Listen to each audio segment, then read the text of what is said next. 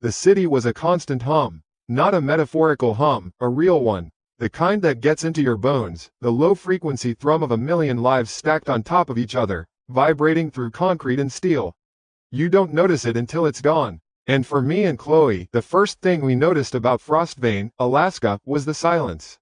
It was a physical thing, a heavy blanket of pure, clean quiet that settled over you the moment you killed the engine. It was exactly what we were running towards. We left behind a shoebox apartment with a view of a brick wall and a life that felt like it was on a treadmill set to a speed just slightly too fast to be comfortable.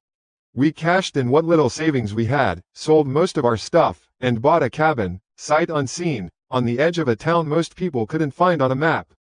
People, our parents mostly, thought we were crazy. Maybe we were, but the idea of a fresh start, a real one, was more intoxicating than any logic they could throw at us.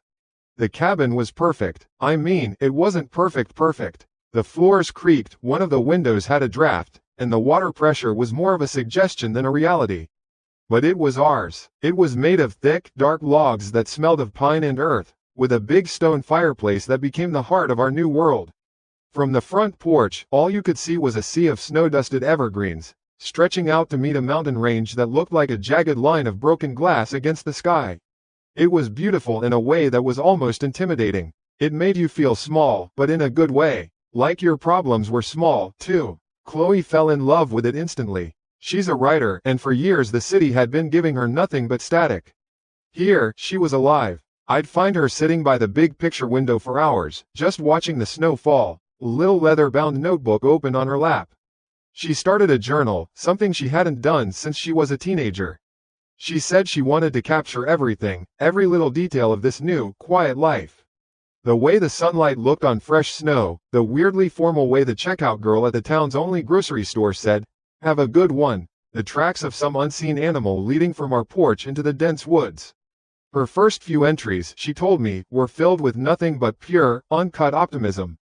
I felt it too. My part of the dream was KFVN, the voice of Frostvein. It sounded grander than it was. The station was basically a glorified shed attached to the back of the town hall, crammed with equipment that looked like it had been salvaged from a Cold War-era submarine. The mixing board was a behemoth of chunky knobs and faders that slid with a satisfying, gritty resistance. The walls were lined with egg cartons for soundproofing, and everything smelled faintly of burnt coffee and ozone. I'd landed the night shift gig, 10 p.m. to 4 a.m. It was just me, the hum of the transmitter, and the occasional call from a lonely trucker or an insomniac miner requesting some old-school country. I loved it. For those 6 hours, I was the town's companion in the dark. I'd read the community bulletin, announce the school closures when the snow got too deep, and play music that echoed out into that vast, empty wilderness. It felt important. It felt real. For the first couple of weeks, life settled into a peaceful rhythm. I'd sleep until noon, wake up to the smell of coffee and the sound of Chloe typing, and we'd spend the afternoons exploring. We'd walk the single main street of Frostvein, getting to know the faces. There was Martha, who ran the diner and knew everyone's coffee order. There was old Gus, the postman who had a story for every package he delivered. The people were reserved, but not unfriendly. It was the kind of community where everyone knew your business, but they also wouldn't hesitate to help you dig your truck out of a snowbank. It was the trade-off you make for this kind of isolation, and we were happy to make it. The illusion of perfect privacy, though, that's a fragile thing.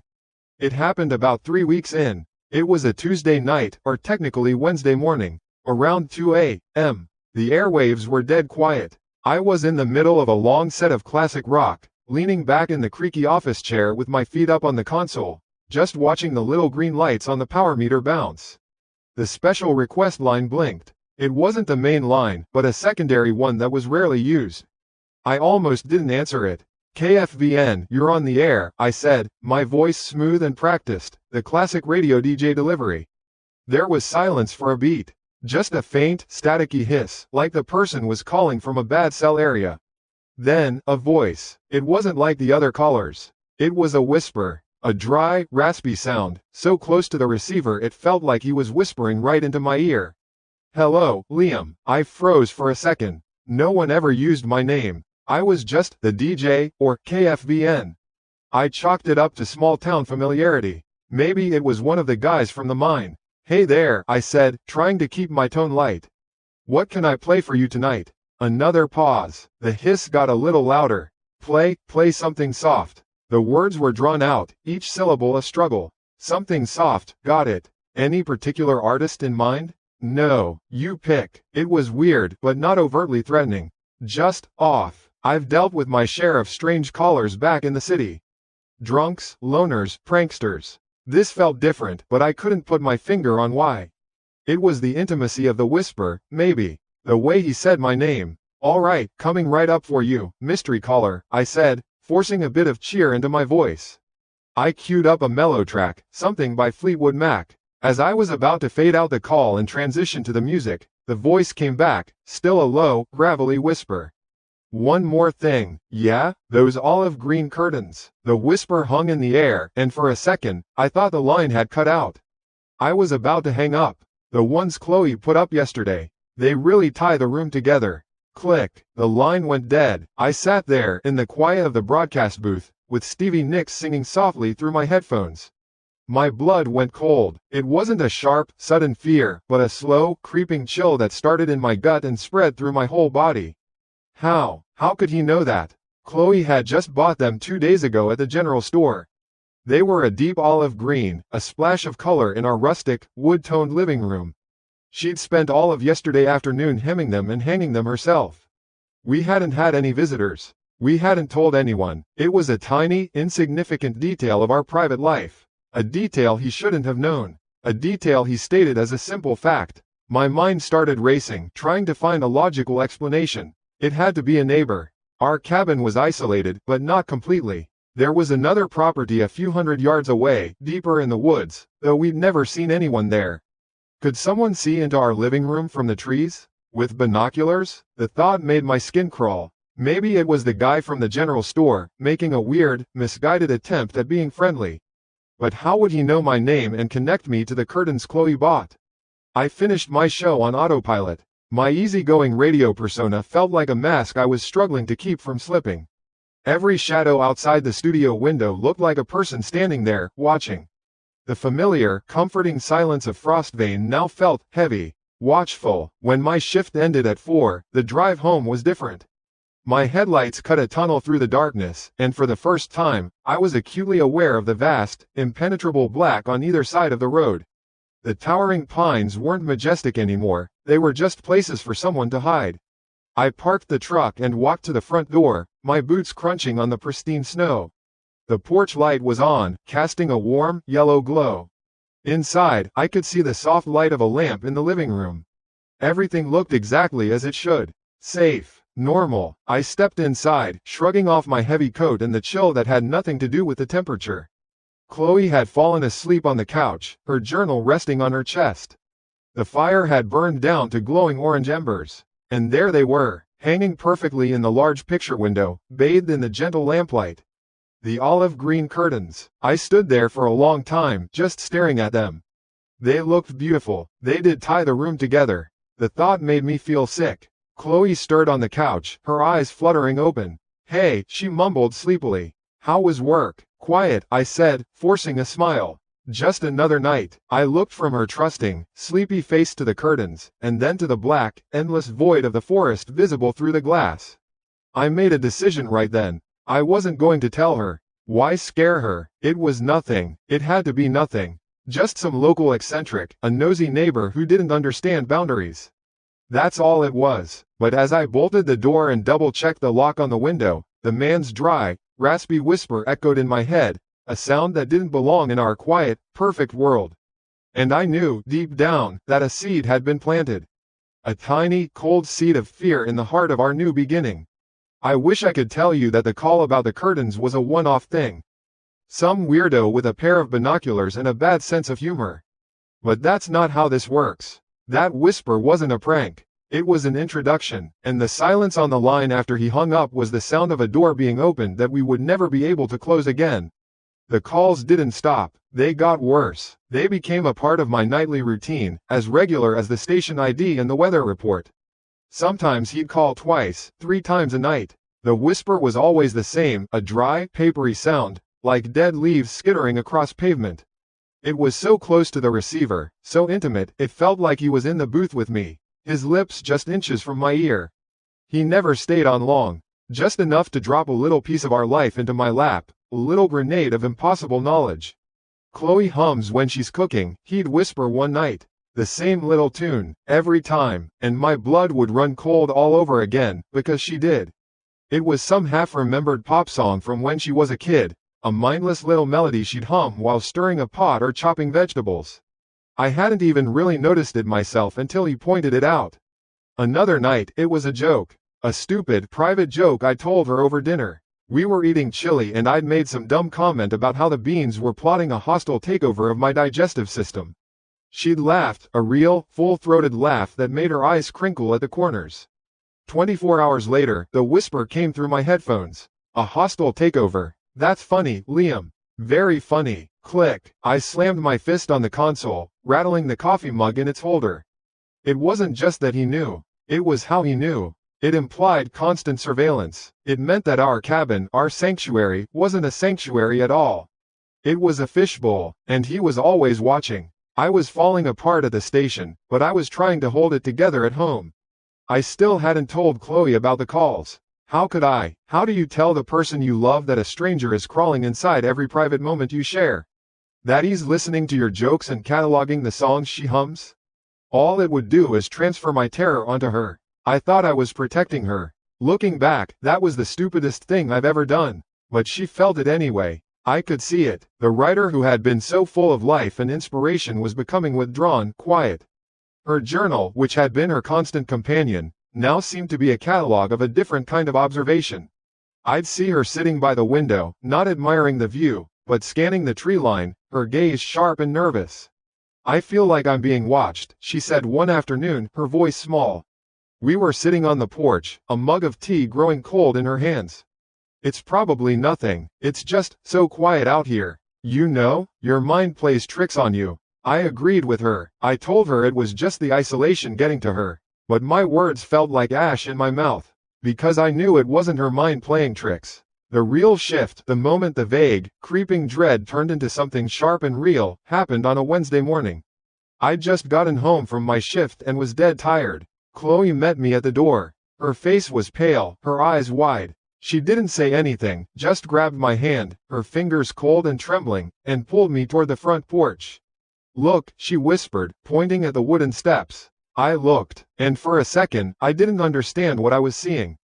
On the top step, right in front of our welcome mat, was a circle. A perfect, deliberate circle, maybe a foot in diameter. It was made of bones. Tiny, delicate bird bones, bleached white against the dark wood of the porch. They were laid out with a chilling precision, the little hollow ribs and delicate wing bones forming the ring. And in the center of the circle were the skulls. A dozen or so tiny bird skulls, all of them placed so they were pointing inwards, their empty eye sockets staring at the circle's empty heart. This wasn't an animal. No fox or coyote arranges its kill like a piece of occult art.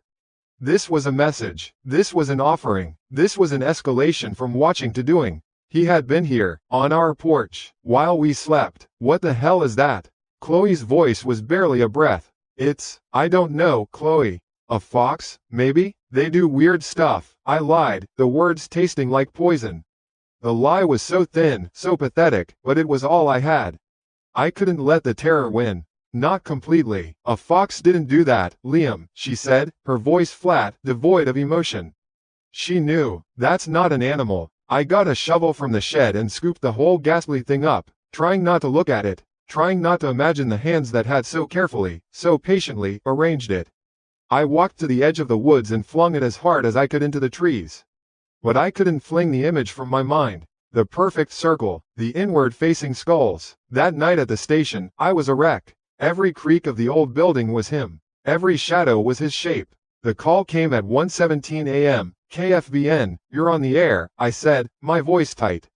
"Hello, Liam." The whisper. "Play our song." My mind went blank. What song? Who is this? The quality of the whisper changed. The dry hiss was gone, replaced by a low, guttural sound, like a dog's growl rumbling deep in its chest. "Don't pretend. You know. Play it." "I don't know what you're talking about," I said, my heart hammering against my ribs. "Liar." The word wasn't a whisper. It was a raw, furious roar that distorted the speaker, a sudden explosion of rage that made me physically recoil from the console. Play it. Click. He was gone. I sat there, shaking, my ears ringing from the sudden violence of his voice. Our song? What the hell was he talking about? It was a new level of insanity. A possessive, delusional claim. He wasn't just an observer anymore. In his mind, he was a participant in our lives. The next day, I knew I couldn't handle it alone anymore. My lie about the fox was pathetic, and the rage in the caller's voice had terrified me in a way the whispers hadn't. I drove into town and went to the office of Frostvane's one-man law enforcement department, Sheriff Billings. Billings was a large man, overflowing his desk chair, with a face that looked like it had been carved from a worn-out slab of granite. His office smelled of stale coffee and wet wool. He listened to my story with an expression of weary patience, leaning back in his chair, fingers steepled over his considerable gut. I told him everything, the calls, the curtains, the joke, the bird bones, the demand for our song. When I finished, he sighed, a long, drawn-out sound of pure administrative boredom. Son, he said, his voice a low rumble, you city folk get up here and the quiet gets to you.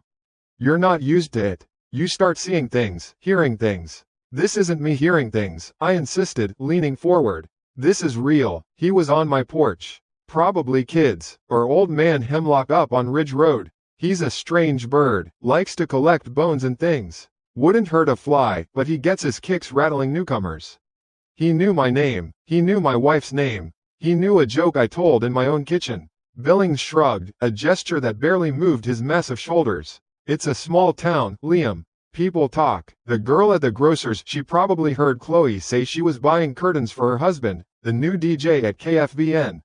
It ain't rocket science. Word gets around. He was explaining it all away. Every single terrifying, specific detail, he painted over with a broad brush of small-town quirkiness. I felt a wave of helplessness wash over me. He wasn't listening. He didn't want to listen. Just ignore him, Billings said, his tone final. He picked up a piece of paper from his desk, a clear dismissal. He'll get bored and move on. They always do. I walked out of his office and back into the cold, gray afternoon. The security I had hoped to find was a joke. I had done the right thing. I had gone to the police, and the police had told me I was imagining it. We were completely, utterly on our own. The feeling of isolation was no longer a beautiful, calming blanket. It was a cage. That night, my shift felt like a prison sentence. I kept the volume low, half hoping I wouldn't hear the phone. But I knew he would call. He had to have the last word. The request line blinked at 3:30 a.m. I hesitated, my hand hovering over the button. I took a deep breath and pressed it. KFVN. The line was quiet for a long moment. No hiss, no static, just a dead, chilling silence. I was about to hang up when the whisper came, and this time it was different. It was calm, devoid of the earlier rage. It was the calm of a predator that knows it has its prey cornered. Chloe looked very beautiful in her red coat today, Liam. My stomach dropped. I had bought her that coat last week. A bright, cherry red down jacket to fight off the Alaskan chill. She loved it. She'd worn it this afternoon when she'd gone for a walk, saying she needed to clear her head. The whisper continued, slow and deliberate, each word a perfectly placed stone. Tell her she shouldn't walk alone near the old mine anymore. Click. I didn't hang up the phone. I just stared at the console, at the little blinking light that meant the line was still open, as if the whisper was still lingering in the wires. The silence that followed was worse than his voice. It was filled with what he'd just said. Chloe, her red coat, the old mine. My hand was shaking so badly I could barely hit the button to play the next song. It was some generic classic rock track, something I played 1,000 times, but now it sounded like a funeral dirge. I stood up, kicking the chair back so hard it hit the wall with a loud bang. I didn't care. I grabbed my jacket, left the song playing on a loop, and sprinted out of the studio. I didn't even lock the door. The drive home was a blur of white snow and black trees. Every dark shape at the side of the road was him. Every glint of light off the ice was a pair of binoculars. My mind was just a frantic loop of his last words. Tell her she shouldn't walk alone near the old mine anymore. It wasn't a threat. It was a statement of fact. A demonstration of power. He wasn't just watching the house anymore. He was out there, following her. I slammed the truck door and ran to the cabin, my boots slipping on the icy porch steps. I burst inside, the cold air swirling in with me. Chloe was on the sofa, a book in her lap, Buster, our golden retriever mix, snoozing at her feet. She looked up, startled, a flicker of fear in her eyes before she recognized me. Liam, what's wrong? You're home early. Buster lifted his head, thumping his tail against the floor twice before settling back down. For a single, stupid second, everything looked so normal, so peaceful, that my brain tried to tell me I was crazy. That Billings was right, that it was all in my head. But then I saw the bright red coat slung over the back of a chair. And everything came crashing down. I finally broke. I told her everything. The words just came spilling out of me in a messy, panicked rush. The calls, the whisper, the joke about the beans, the humming, the bird skulls that I'd lied about. And finally, tonight's call. The red coat, the warning about the mine. I watched her face as I spoke, and it was the worst thing I've ever had to do. I saw a flicker of annoyance at me being home early turn to confusion, then to dawning comprehension, and then to pure, unadulterated terror. The color drained from her face until she was as white as the snow outside. She didn't cry, she just sat there, her hands clenched in her lap, her knuckles white. The writer in her, the one who found stories in everything, was gone. This wasn't a story, this was happening to her. When I finished, the silence in the room was heavy, suffocating. Buster seemed to sense it, whining softly and nudging Chloe's hand with his wet nose. You knew, she whispered, her voice cracking. You knew all this time and you didn't tell me? The accusation in her voice was a physical blow. It was worse than the whisperer's rage. I was trying to protect you, Chloe. I was scared. I didn't want you to be scared. Protect me? Her voice rose, laced with a hysteria that terrified me. By letting me walk right into it? Liam, I went for a walk this afternoon. I went up the trail toward the old mine. She choked on the words, a hand flying to her mouth. She stood up and started pacing, her arms wrapped around herself. Oh God, he was there, he was watching me. I felt sick with guilt, with fear. I had thought I was a shield, but I had just been a fool. My silence hadn't protected her, it had left her exposed and unaware. I went to Billings, I said, my voice thin. He blew me off. Said it was kids or some local weirdo. He didn't believe me. We'll make him believe us, she said, her voice suddenly hard. The fear was still there, but something else was underneath it now. A cold, hard anger. Tomorrow morning, we're going back to his office. Together, you'll tell him exactly what was said tonight. This isn't a prank, it's a threat. A specific one. He can't ignore that. Her resolve steadied me. She was right. We had a plan. We would face this together. That night, sleep was impossible. We lay in bed, the space between us charged with a new, shared dread. Every time the wind rattled the windows, we both tensed. Buster, who usually slept at the foot of the bed, seemed to sense our fear and pressed himself against my legs, a warm, reassuring weight in the darkness. I think I finally drifted off around 4 in the morning, my hand clutching Chloe's, my mind exhausted from replaying every whisper, every threat. I woke up to the gray morning light filtering through the curtains. For a moment there was nothing, a blessed, empty second before memory came flooding back, cold and immediate. Chloe was already up. I could hear her moving around in the kitchen, the clink of a coffee mug. I sat up, and my feet hit the cold floor. Something was wrong. It was too quiet. Buster? I called out. Hey, boy. Usually, the sound of my voice in the morning was enough to get his tail thumping against the floor. Silence. I walked into the main room. Chloe was standing by the counter, a full mug of coffee in her hand, untouched. She was staring at the back door. He's not here, she said, not looking at me. He's not in his bed. We never let him out at night by himself. He always whined at the bedroom door when he needed to go out, and I'd let him out, wait on the porch while he did his business, and let him right back in. But last night, in our fear, had we forgotten? Had he pushed the back door open? It didn't latch properly unless you really pulled it shut. Maybe he's just on the porch, I said, the desperate hope in my own voice sounding hollow. We pulled on our boots and coats. The cold hit me like a slap. The porch was empty. His water bowl was frozen solid. There were no tracks leading from the back door. Just pristine, untouched snow. Buster. Chloe's voice was high and tight, cutting through the morning stillness.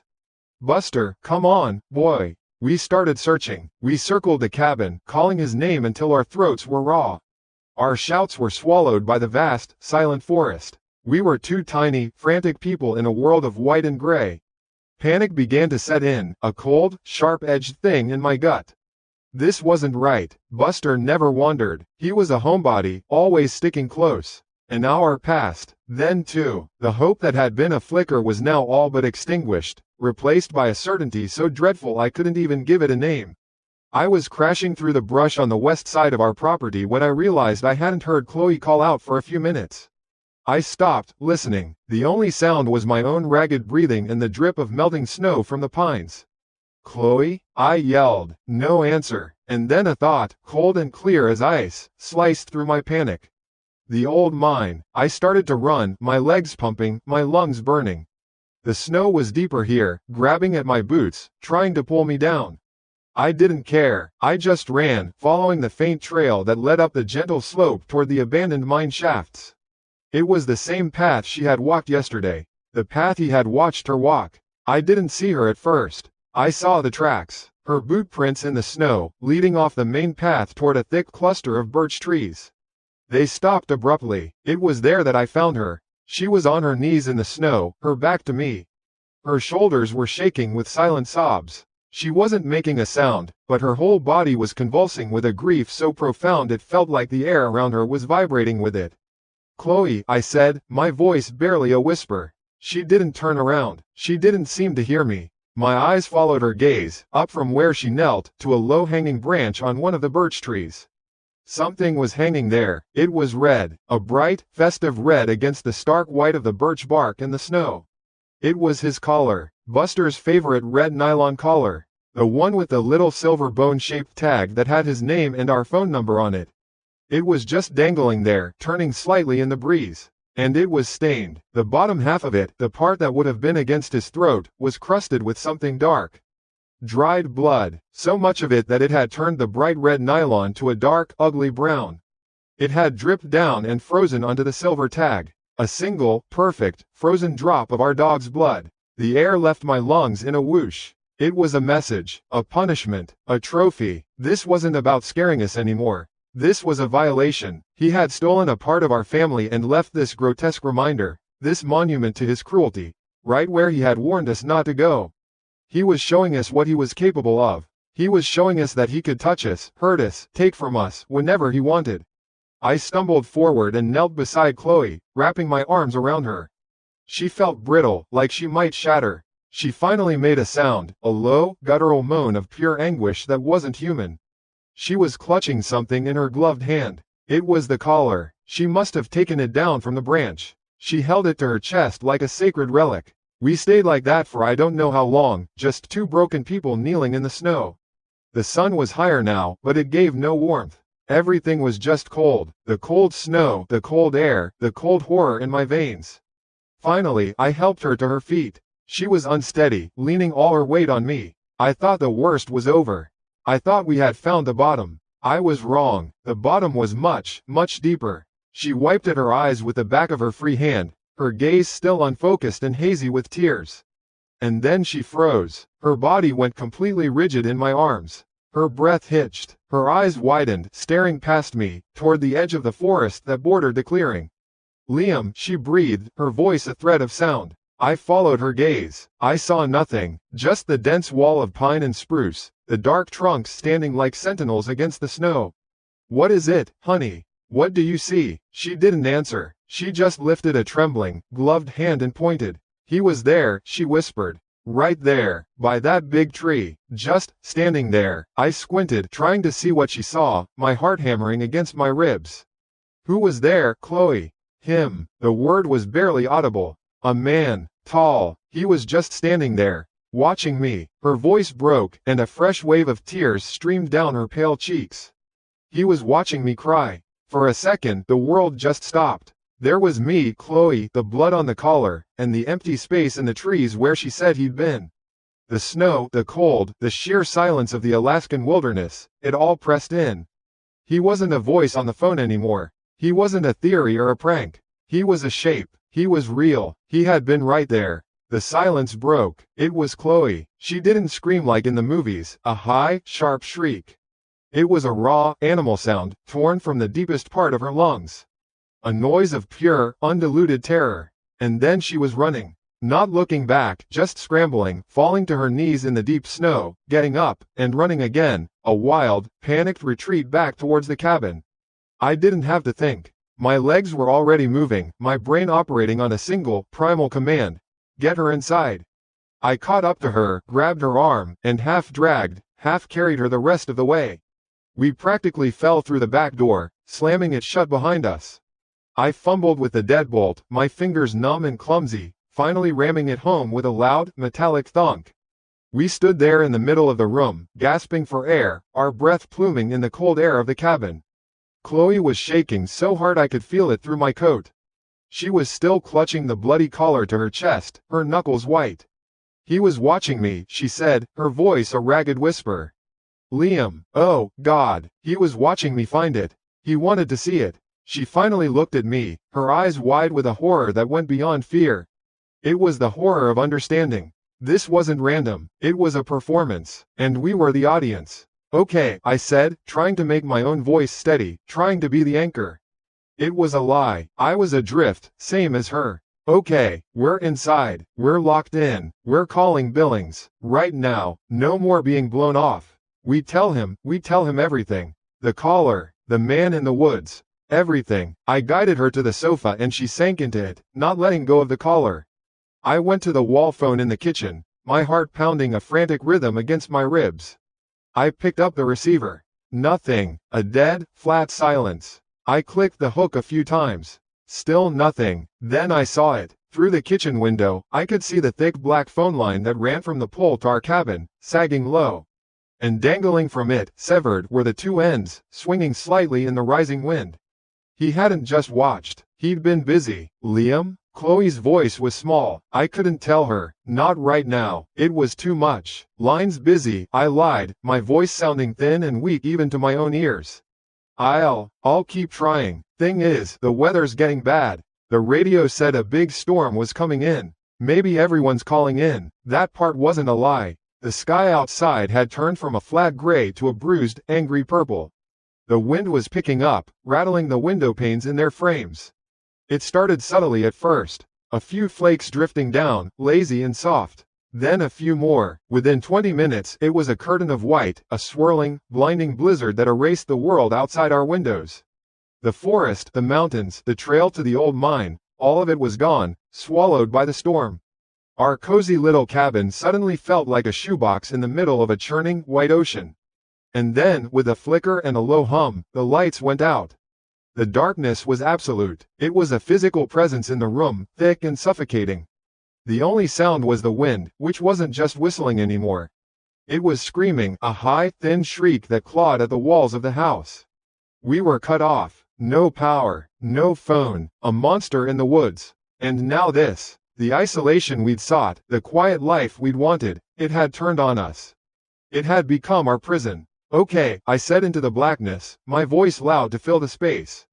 Okay, this is fine. I'll get the generator going for the station. It powers the transmitter. I have to go down there, Chloe. It's the town's only link to anything right now. I have to broadcast the storm warnings from the National Weather Service.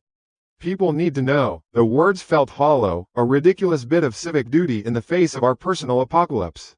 But it was more than that. The station wasn't just a job. The transmitter, running on its own dedicated generator, was our only way out. My voice on the air was the only proof to the world that we were still here. No, her voice came from the sofa, terrified. No, Liam, you can't leave me here. I have to. I was moving by feel now, my hands outstretched, shuffling toward the gun cabinet in the corner.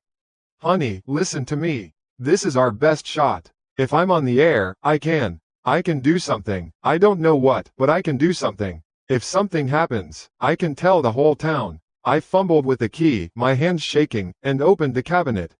I pulled out the 12-gauge shotgun. My dad had given it to me for my 18th birthday. I'd used it for skeet shooting a few times. It felt impossibly heavy in my hands. I found the box of shells, my fingers closing around the smooth plastic casings. I found Chloe on the sofa, her shape a slightly darker shadow in the gloom. I pressed the cold, hard steel of the shotgun into her hands. She recoiled at first, then her fingers closed around it. Do you remember how to use it? I asked, my voice low. "Point and pull the trigger," she whispered back, quoting the simple, stupid phrase I'd used when I first showed it to her. "The safety is here," I said, guiding her thumb to the small button. "Push it. It's ready. You don't have to aim carefully. Just point it at the door. At anything that comes through the door that isn't me." The reality of those words hung in the air between us. I found the battery-powered radio we kept for emergencies and flicked it on. The crackle of static filled the room, then my own voice, from a pre-recorded station ID. "KFVN, the voice of Frostvane." It was surreal. "Keep this on," I told her. "I'll be on the air. You'll be able to hear me the whole time. You won't be alone, I promise. Lock the front door behind me. Lock this back door. Put a chair under the knobs. Don't open it for anyone. Do you understand? For anyone." She just nodded, a small, jerky movement I could barely see. I kissed her forehead. It was cold and damp. Then I pulled on my coat, grabbed the big maglite from the hook by the door, and stepped out into the raging heart of the storm. It was like stepping onto another planet. The wind ripped the breath from my lungs and tried to tear the door from my hand. The snow wasn't falling, it was moving horizontally, a furious, white torrent of ice and air. I couldn't see more than 3 feet in front of my face. The world was gone. There was only my truck, a dark lump somewhere ahead of me, and the howling, white chaos. The drive to the station was the longest 5 minutes of my life. The truck's headlights barely cut through the blizzard. I was navigating by memory and instinct, praying I wouldn't slide into a ditch and be lost out here forever. The town was dark. Every house, every street lamp was extinguished. A ghost town. I finally pulled up to the small, squat building of KFVN. I left the truck running, headlights on, and fought my way to the door. Inside, it was cold and dead silent. I switched on the emergency lights, which cast a weak, yellow glow over everything. Then I went to the back room and fired up the generator. It sputtered to life with a roar, a defiant noise against the storm. The lights in the studio blinked on. The broadcast console lit up. We were back. We were on the air. I put on a long instrumental track, some generic filler music. I sat in my chair, the one I'd kicked over just the night before, and stared at the phone. My mind wasn't here, it was back at the cabin. I saw Chloe, alone in the dark, holding the shotgun. I saw the empty space in the trees. I saw the bloody collar. Every shriek of the wind against the studio walls was him, breaking down the door. Every crackle on the line was her, trying to scream for help. My job was to be calm, to read weather bulletins, to reassure the 10 or 20 families huddled in their homes around their radios. But all I felt was a cold, sharp-edged panic that was making it hard to breathe. I had to do something. I cut the music short. I leaned into the microphone, my mouth dry. "This is an update from KFVN for all residents of Frostvane," I began, my voice sounding strange and distant. The storm is severe. The state police are advising everyone to remain indoors. Do not travel. I repeat, do not travel. All roads are considered impassable." I let the silence hang for a beat. I wanted to scream into the mic. "He's out there. He cut my phone line. He killed my dog. He's going to my house." But I couldn't. Who would believe me? They'd think I'd gone crazy from the storm. Cabin fever. And then it happened. On the console, there were several phone lines. The main request line, the office line, and one other. A red phone with its own dedicated line that bypassed the switchboard. It was the emergency line, a direct link from the sheriff's office and the fire department for broadcasting town-wide alerts. It never, ever rang. It started ringing, a loud, piercing shrill that cut right through the sound of the storm. My blood ran cold. It couldn't be Billings. He'd think I was a crank. I stared at the blinking red light. It was a beacon in the dim studio. Maybe it was a real emergency. A fire, a collapsed roof. My hand trembled as I reached for the receiver. I pressed the button, cutting my own mic. I lifted the phone to my ear. KFVN. For a second, there was only static. The hiss of an open line, amplified by the storm. Then, the voice came. It wasn't the whisper anymore. It wasn't distorted or hoarse. It was perfectly clear, calm, and conversational, as if he were calling to ask for the time. And it was the most terrifying sound I had ever heard in my life. "This storm is perfect, Liam," he said, his voice laced with a sickening, quiet pleasure. "Now I'm going to see her." Click. The line went dead. Just a flat, empty hum in my ear, a void where his voice had been.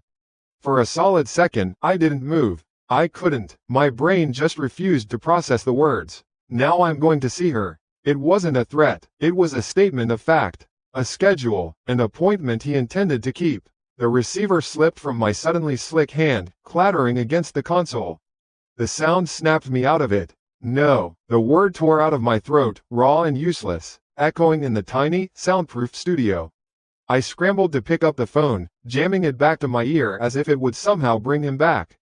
I slammed my finger on the hook, once, twice, a dozen times, desperate for a dial tone, for something other than that dead, mocking silence.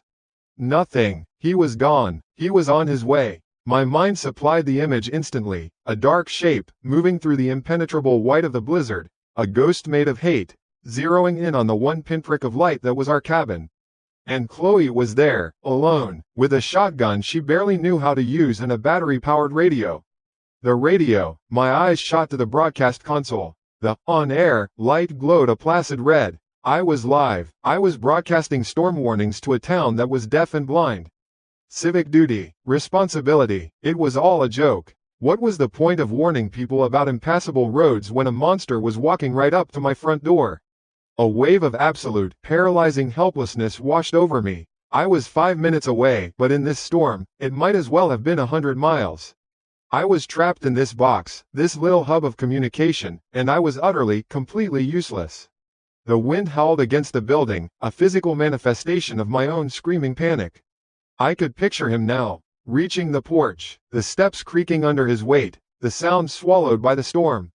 His hand reaching for the doorknob. My hand flew to the microphone switch. Every instinct, every bit of training, every FCC regulation I'd ever half-read screamed at me not to do it. This was the emergency broadcast system. For weather alerts, for town-wide evacuations, not for one man's private apocalypse. They'd pull my license. I'd be a laughingstock, the guy who lost his mind during the winter of '22. I didn't care. I saw her face in my mind, the way she looked at me just before I left, her eyes huge and terrified in the dark. You won't be alone, I promise. It was the only promise I had left to keep. My thumb flicked the switch. I leaned in, my lips almost touching the cold metal grill of the mic. I took a breath that felt like I was inhaling shards of glass. Chloe. My voice cracked on her name, a pathetic, wavering sound that was nothing like the calm radio host I was supposed to be. I swallowed, trying again, forcing the words out. Chloe, if you can hear me, listen to me. He's coming. He just called me. He's coming to the house right now. Silence. Just the low hum of the equipment and the shriek of the wind outside. I was talking into a void, praying my words were finding their way through the swirling snow, through the walls of the cabin, into the little speaker of that battery-powered radio. Chloe, get away from the door. Go to the basement. Do you hear me? Go to the basement. Now. My voice was a shout now, raw and breaking. I didn't care who heard. The whole town could hear. Let them all be witnesses. He's outside. God, he's at the door. Lock the basement door, Chloe. Lock it. I could see it. I could see everything as if I were there. Chloe, frozen in the dark living room, her blood running cold as my disembodied, panicked voice filled the space, a ghost from the radio. At the same moment, she'd hear it. A sound from the front of the house. Not a knock. Something heavier. A fist. Or a shoulder. The solid thud of wood under impact. Thud. Then again, harder. Crack. The sound of the front door frame splintering. In my head, she was moving. Dropping the useless shotgun which would be no good in a close fight, scrambling through the dark toward the narrow door that led to the cellar.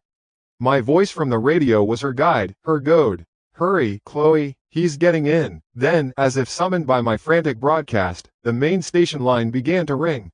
The normal line, a shrill, insistent noise that cut through my haze of terror. I stared at the blinking light. It could be anyone, some old-timer wanting to report his fence was down. But it wasn't. I knew who it was. My hand, shaking violently, jabbed the button. What the hell are you doing, Liam? It was Sheriff Billings, his voice a furious bark in my ear. Are you out of your damn mind? I've got 3 people calling me, saying you're screaming about a break-in on the air. He's there, Billings. I shouted, my voice hoarse. I kept the microphone to the whole town live. I wanted everyone to hear this. I wanted Billings to know he was on the record. The guy on the phone. He's at my house. He's breaking in right now. The storm? He waited for the storm. Liam, calm down. I am calm. I lied, my heart hammering like it was trying to break out of my chest.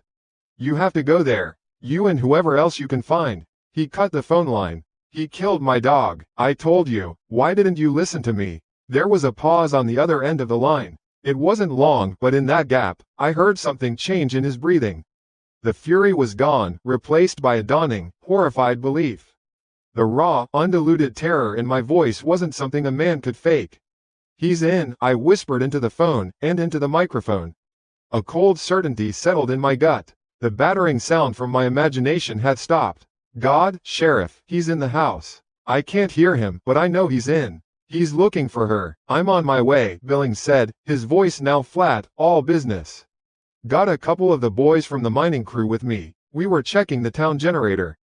We're in my truck. How far out are you? End of the service road. Past the old sawmill. There's only one cabin, I said, a litany I had repeated a dozen times. Hurry, please, for the love of God, hurry. I kept the line open, the receiver pressed tight to my ear, the mic still live. The studio became a bizarre echo chamber. My own heavy breathing, the hiss of the open phone line to the sheriff, and the howl of the storm outside. Everyone in Frostvane, huddled by their radios, was in this room with me now. They were listening to a man narrate the very worst moments of his life. I closed my eyes, trying to see what she was seeing. The basement, it was more of a root cellar, really. Stone walls, damp and cold. A dirt floor, a single, bare bulb hanging from a cord, casting a weak, yellow circle of light. Shelves of her canned preserves from the summer, a pathetic mockery of domesticity. She would be there, huddled in the farthest, darkest corner, making herself as small as possible. She would have found the heavy iron bolt on the inside of the thick wooden door and slammed it home. And then she would have started to hear it. From above, a slow, heavy tread. The deliberate creak of the floorboards as he walked through our living room.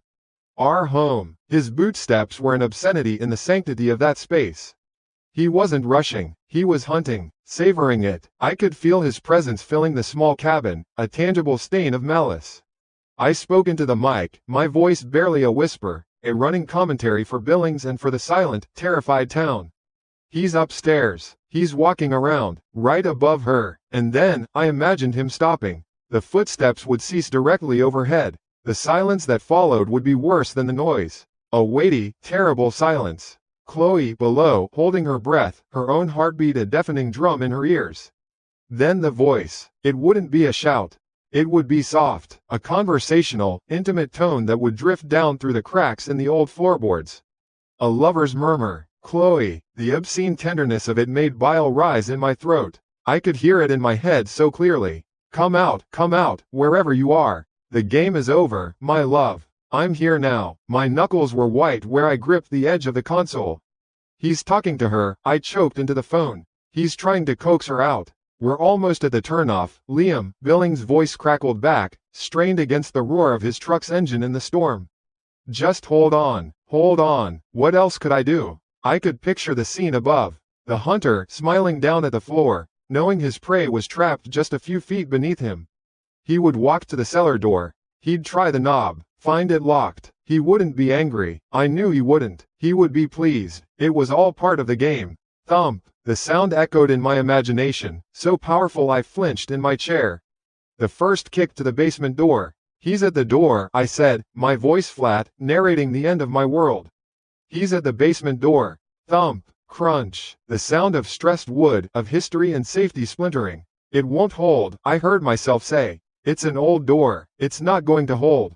Chloe would be seeing it from her side. The heavy wooden door shuddering in its frame. The bolt straining against the wood. Sawdust trickling from the edges with each impact. There was nowhere to run. It was a stone box. A tomb. Crack. A larger sound. The sound of a major fracture. A thin sliver of darkness would appear as the door jamb gave way. Billings, I screamed into the phone. For God's sake, we see the house. We're coming in. But it was too late. I knew it was too late. The storm, the distance, the time, he had calculated it all perfectly. Crash. The final, explosive sound of the door giving way, ripped from its hinges and thrown inwards to clatter down the wooden steps. In my mind's eye, a place I could no longer escape from, I saw it all. The sudden, dark void where the door had been. A figure standing at the top of the stairs, a tall, broad silhouette against the dim light from the house behind him. His shadow stretched long and grotesque down the steps, a river of darkness that pooled around Chloe's feet where she was huddled against the far wall. He wouldn't say a word. He would just stand there for a moment, letting her see him. Letting the reality of it sink in. Then, the whisper, a sound I knew I would hear in my nightmares for the rest of my life, a sound that I swear I could hear carried on the static of the radio waves themselves. Found you. The world was reduced to sound. The frantic rasp of my own breathing. The low hum of the broadcast equipment, the crackle of the open phone line to Billings, and through that line, a muffled chaos that painted a picture more terrifying than anything I could see. A sudden, sharp shout, Billings's voice, not angry anymore, but a drill sergeant's bark. Police, get on the ground, now. Then, a different noise, a roar of fury that wasn't human, a guttural sound of a cornered animal. It was him, the man from the phone, the ghost in the storm. I was clutching the console, my knuckles stark white against the dark plastic. I could hear a struggle, the heavy thud of bodies hitting a wall, a crash of splintering wood. I pictured the small table by the door, the one Chloe kept her spare keys in, shattering into pieces. There were more shouts, other voices, rough and winded, the miners Billings had with him. Curses, the sickening, wet sound of a fist hitting flesh. Stay on him, Walt. Billings grunted, the sound distorted by his effort. I squeezed my eyes shut. I was narrating for no one now. The broadcast was still live, a dead channel projecting my terror and the sounds of a home invasion into every listening house in Frostvane, but I had forgotten the town, forgotten the microphone. My world had shrunk to the black plastic receiver pressed so hard against my ear it hurt. I was trying to hear one thing. Just one. Chloe's voice, a cry, a scream, anything to know she was still there. But there was only the violence of men, more crashing, a grunt of pain that sounded like Billings. My heart seized, then a definitive, metallic click-clack that I recognized from 100 cop movies. Handcuffs. The sounds of struggle died down, replaced by heavy, ragged breathing from multiple people.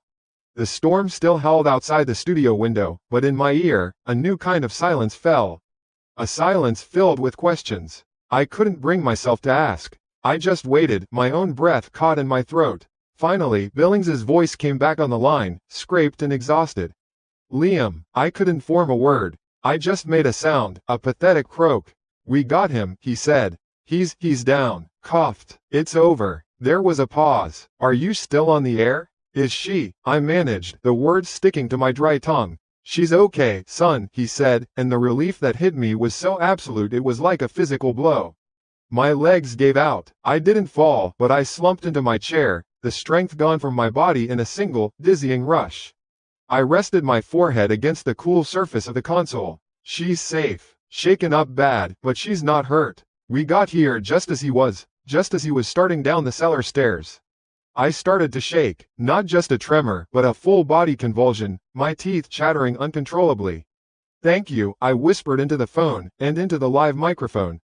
Oh, God, thank you. I wasn't talking to Billings. I wasn't sure who I was talking to. I'm sorry, Liam, the sheriff said, and the sincerity in his voice was a fresh wound. I should have listened. Jesus, I'm so sorry. I didn't have an answer for him. I clicked off the broadcast microphone, plunging the town back into the silence of the storm. I dropped the phone receiver into its cradle without another word and buried my face in my hands. The sound of my own sobbing was the only thing in the room. A week later, the storm was a memory. The sun was out, casting a brilliant, almost insulting glare on a world buried in pristine white snow. It looked beautiful, peaceful, a total lie. Our cabin, the cozy little dream we'd bought to escape the world, was a nightmare of cardboard boxes and packing tape. We were leaving. There was never any question. Not a single discussion was needed. The moment I had gotten home that night, after Billings's deputy had driven me from the station, and I had seen Chloe wrapped in a blanket on the sofa, her face pale and her eyes a million miles away, I knew. Frostvane wasn't our sanctuary, it was our tomb, and we had just barely escaped being buried in it. We didn't talk much as we packed. The silence was easier. Words felt inadequate or worse, dangerous. Every conversation felt like it was skirting the edge of a cliff. What was there to say? Are you okay? Was a stupid question. Neither of us was okay. Do you remember? Was a cruel one. I knew what she remembered. The sound of the front door splintering, my panicked voice from the radio, the basement door shuddering under the blows, the shadow of a man filling the space where her safety used to be. My own memories were of sound and helplessness. The ghost whisper on the line, the roar of a monster through a telephone. So we packed. Chloe moved with a mechanical, brittle grace, wrapping our wedding china in newspaper, her movements precise and empty. I was breaking down furniture and hauling boxes to the rented truck in the driveway. It felt like dismantling a life that belonged to someone else. The knock on the open door made us both jump. It was Sheriff Billings, holding a single, sad-looking cardboard box. He looked older than he had a week ago. The bluster was gone, replaced by a deep-set weariness around his eyes. "Liam, Chloe," he said, his voice quiet. He didn't step inside, just stood on the porch, holding the box like it was something toxic. "Just wanted to stop by. Heard you were heading out today." "This afternoon," I said, wiping my hands on my jeans. Chloe stayed where she was, near the kitchen, a fragile statue made of tension. "Can't say I blame you," he sighed. He held up the box. "These are his personal effects. Evidence locker cleared them. Figured, I don't know, figured you should have them. Or throw them away, whatever you want." I looked at the box. "What for? We don't want any of it." "I know, it's just procedure," he said, looking uncomfortable. "Look, we still don't know who he is. No ID, no prints in the system. John Doe, came into town on the bus about 2 weeks before you did. Paid cash for a room at the motel down by the highway. Kept to himself. Nobody knew him. A ghost, a random lunatic who had fixated on us for no reason." That's what they were telling us. It was supposed to be comforting, I think. The idea that it wasn't personal. It was just bad luck. A lightning strike. It didn't feel comforting. It felt worse. It felt like the world was fundamentally broken, that safety was an illusion you could lose like a set of misplaced keys. "Just a transient, then," I said, the words tasting like ash. "Looks that way," Billings agreed. He set the box down just inside the door. "Anyway, take care of yourselves, both of you." He gave Chloe a small, sad nod, then turned and walked back to his truck, his boots crunching in the snow. I stared at the box for a long time after he left.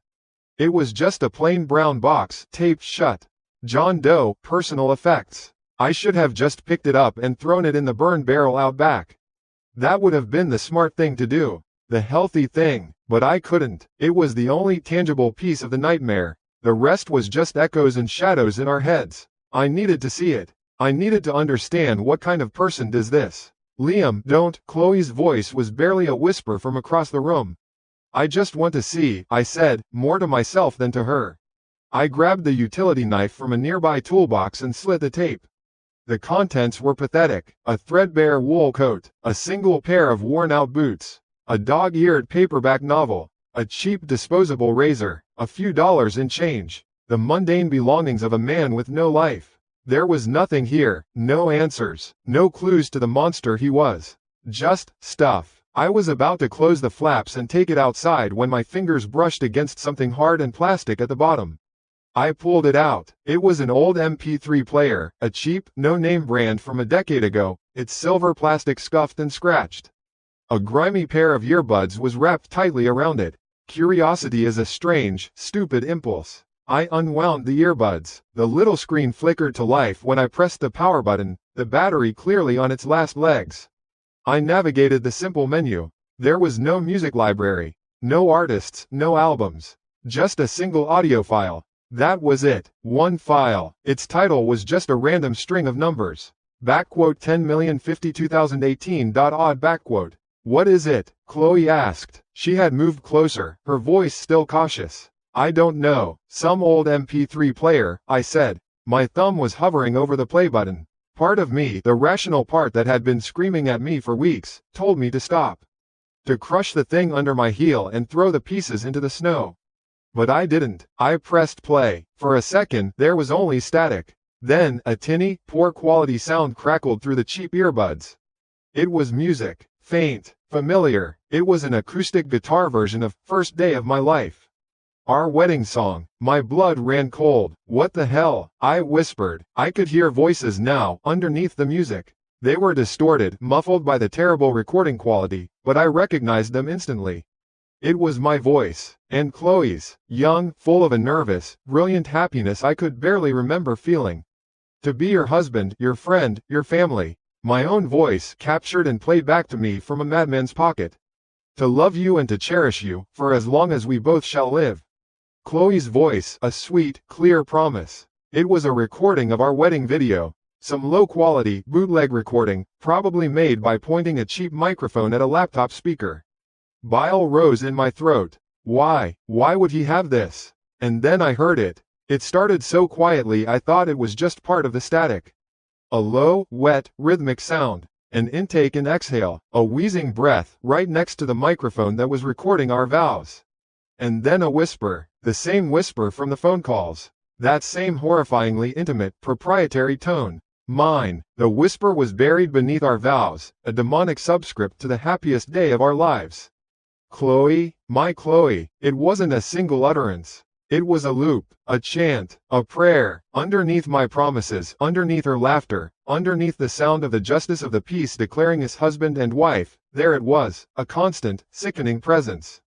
Mine, beautiful, my Chloe, mine. The MP3 player slipped from my numb fingers and clattered onto the wooden floor.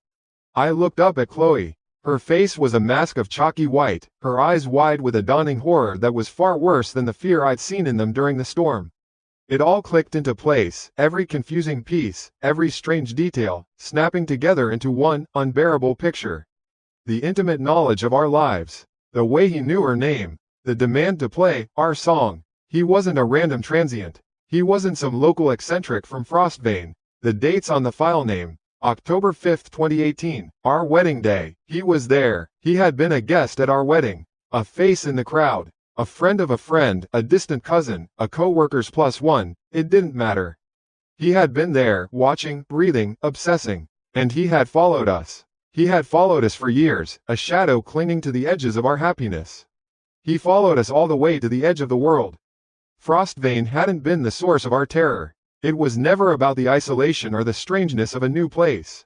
It was just the end of the hunt. The perfect, quiet, snowbound cage he had chosen to finally claim his prize. The horror didn't come from the wilderness outside. We had brought it with us, packed away in our own memories, a smiling monster in our own wedding photos.